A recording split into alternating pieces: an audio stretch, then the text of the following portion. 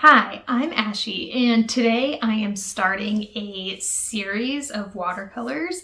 And what I'm doing is I'm taking the birth month animals and I'm turning them into watercolor cards. I'm doing 3 different styles for each of these cards. So one's a little bit more traditional, just the animal, one's a little bit more whimsical, and then one is like a fun cartoony look. And I'm going to do that for each month. So these videos are going to come out once per month. And each one is going to be the animals for the following birth month. So for example, this video is December, but the animals are for January. And that gives you time to go ahead and try this for yourself if you want to try to paint one, or purchase the card if you want to do it that way versus having a go at painting it yourself. So if you're watching these in the future, they'll be available.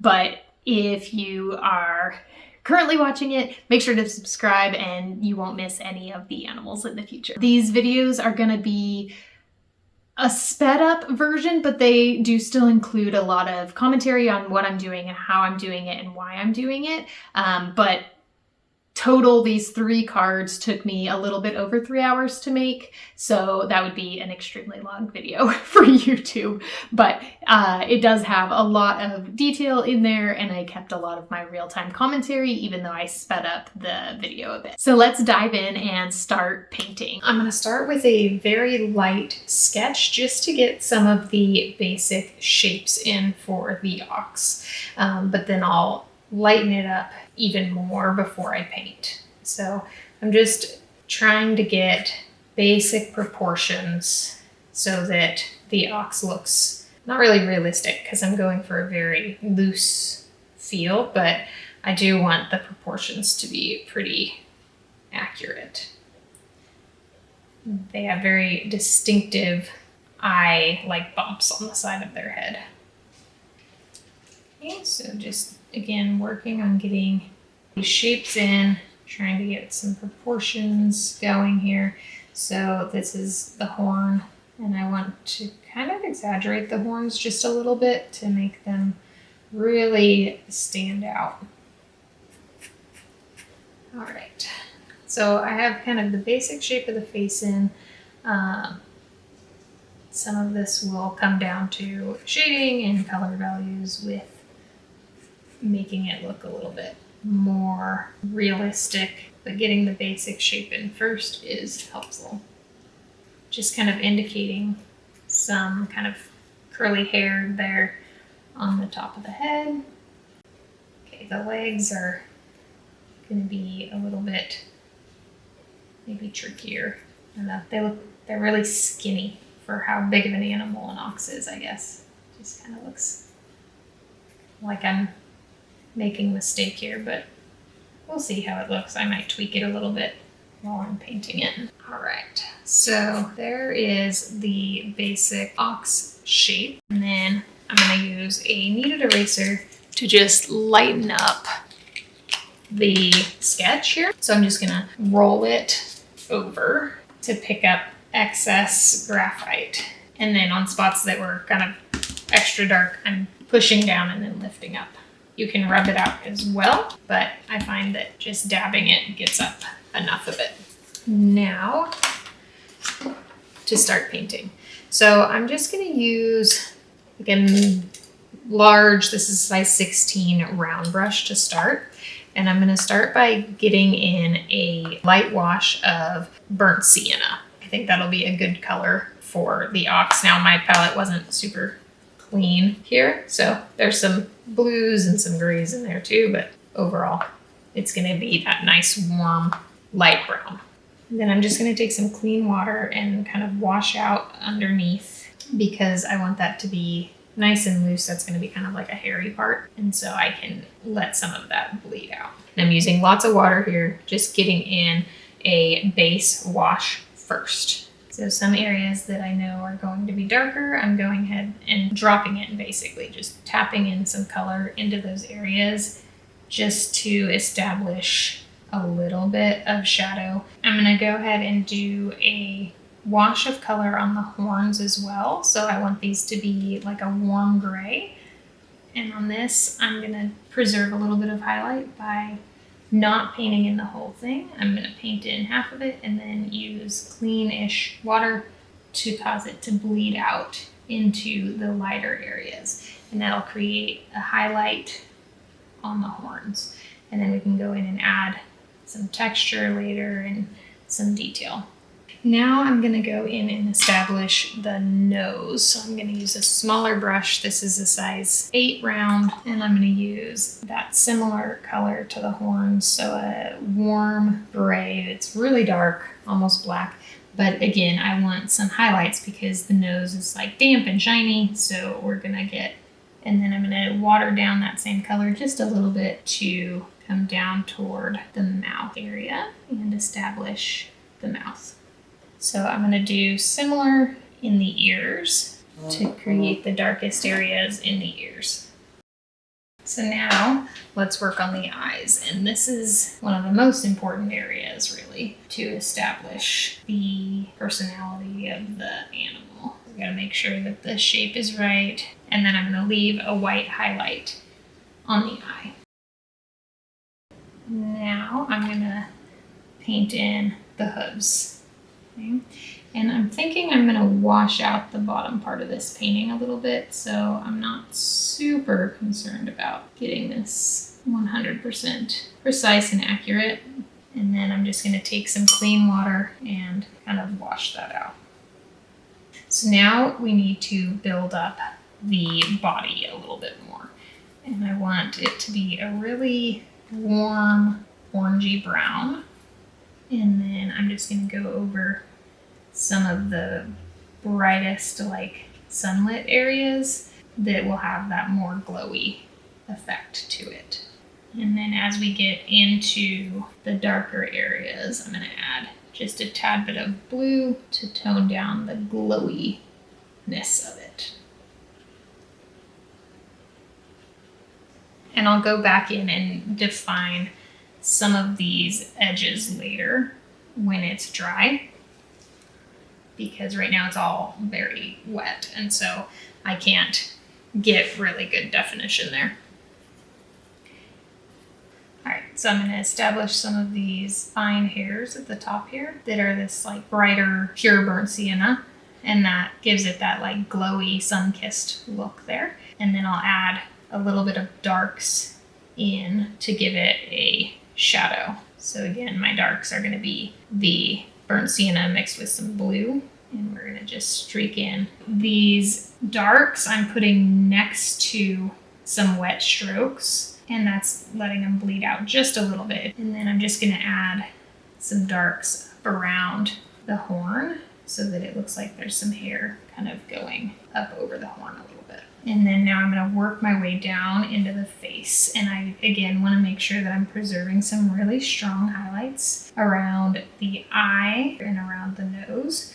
And then defining some shapes using the darks. So we're going to add a shadow here.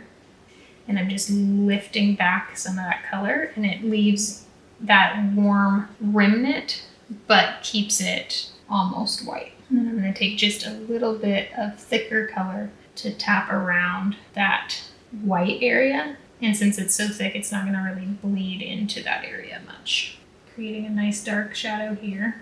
And then I'm going to take off some of the paint and dab it into that area. Now I'm going to use just a warm wash of burnt sienna.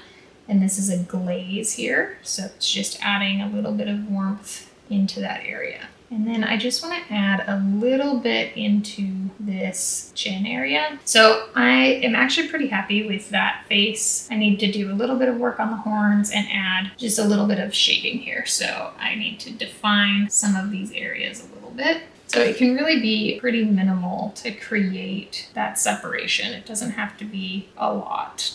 Okay, and then I'm just gonna streak in a little bit more color down here and give it just a little bit of texture. So I'm going to use some dry brushing just to create some texture down there. All right, now to create a little bit of texture on the horns, I'm gonna do the same color basically as I had initially, and then I'm gonna do some dry brushing as well. We're just gonna quickly move the brush across the page, and that'll just create a texture because it picks up the texture of the cold pressed paper. So it's not super textured, but it's enough to give it a little bit of definition and a little bit of interest there without having to paint each and every line. I am going to paint just a few lines here because that's where it like really curves up, and that'll give it a little bit of dimension there and show that curve better.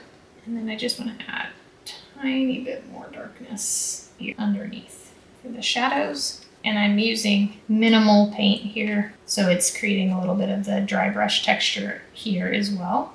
Now, I'm just gonna add some splatter down into the ground of the grays and the burnt siennas, some clean water to kind of wash that out and give it some movement so that it loosens it up a little bit. Okay, I'm gonna take a smaller brush and deepen up the eyes just a little bit more. So I'm mixing sepia and Payne's gray to get a warm gray. And then we're just gonna add in that color around the eyes just to deepen them up, make them stand out a tiny bit more. Carefully preserving the highlights still. And then I'm gonna touch the nose just a little bit more to deepen up that as well. I'm gonna put this a few spots on the horns. Not going crazy with it, but just a tiny bit. And it's really gonna make them pop a little bit more. So now for the second style, I'm gonna do a similar pose for the ox, but I'm going to make it a little bit more whimsical and feminine. So I'm gonna start with my sketch just like I did for the first one. Okay, so there is my sketch. Now I'm going to start laying in some color. I'm going to start with a very large brush. This is a size 20 round brush. And for this one, I'm going to take it in sections because I am going to add some florals in this painting. And so I'm going to have to preserve some white areas. So I'm going to do this back section first that doesn't really have any of those floral elements coming later.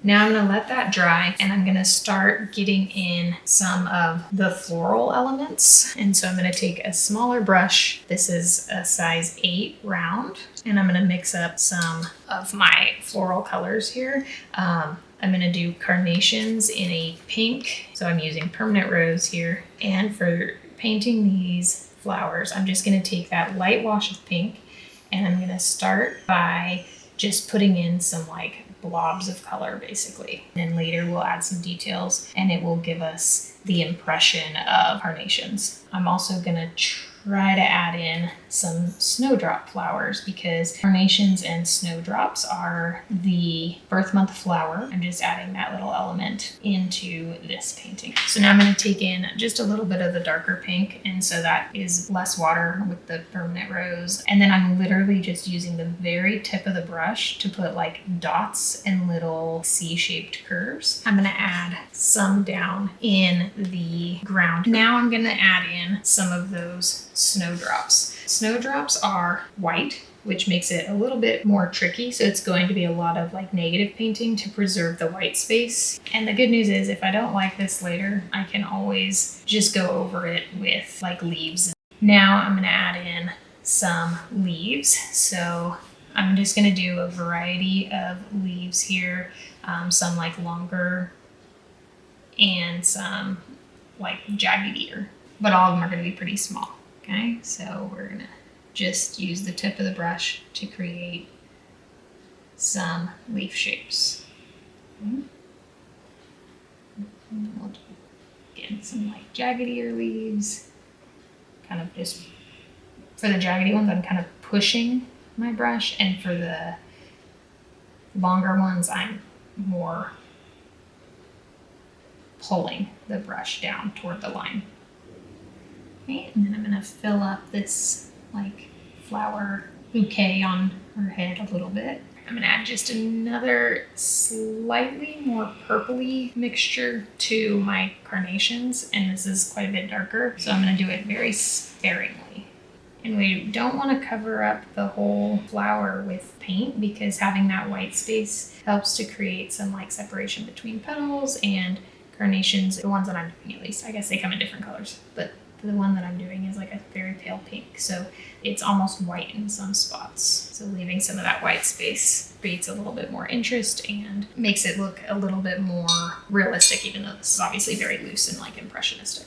So now I'm going to start around the chest, which is going to be painting around these flowers and leaves and stuff. So here around the flowers, I'm just tapping in some very dark and concentrated mix to be shadows underneath the lay here. And it's also going to help me define some of these white flowers, right? So if I put this really dark color around it, it makes the white pop. And I can kind of edit the shapes of some of these leaves. For this area, I painted in a very pale wash first and made sure that I was like negative painting around the face and around these flowers. And then I'm just dropping in some more concentrated color wet on wet now, and it will just bleed into the areas that I had painted that first wash. And that helps to create like a bit of control even though I'm using a lot of water. Okay, so I'm just gonna add some clean water down here to the chest area because I want it to have a nice soft wet on wet look. To create some like purposeful cauliflowers, I'm going to put just a tiny bit more water in some of those areas and just let it dry naturally and let the watercolor do the work there. Okay, at this point I'm going to work on the ears. So I'm going to take a wash of burnt sienna and put it over the whole ears, and then take in some darker mixes, more concentrated, and create some shadows. Now an even darker mix and thicker so it doesn't bleed as much. And then at the bottom, I'm just going to take some of that pale wash again and make little lines to make it look like the ears are kind of hairy. Now to add a wash of color over the face, being careful to preserve some white areas around the eyes and the nose.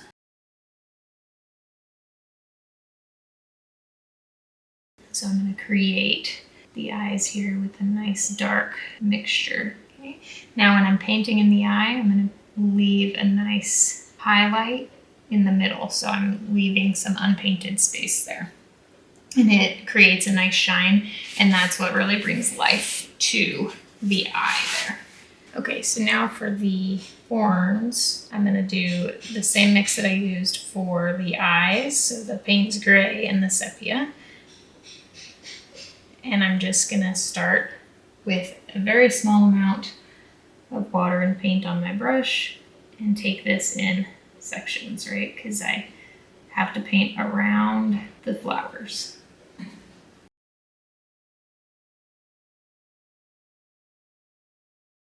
Now for the ground, I want to get in some greens and some pinks here. So I'm gonna take my light wash of pink again, a little bit larger brush, and just create some carnation looking flowers here.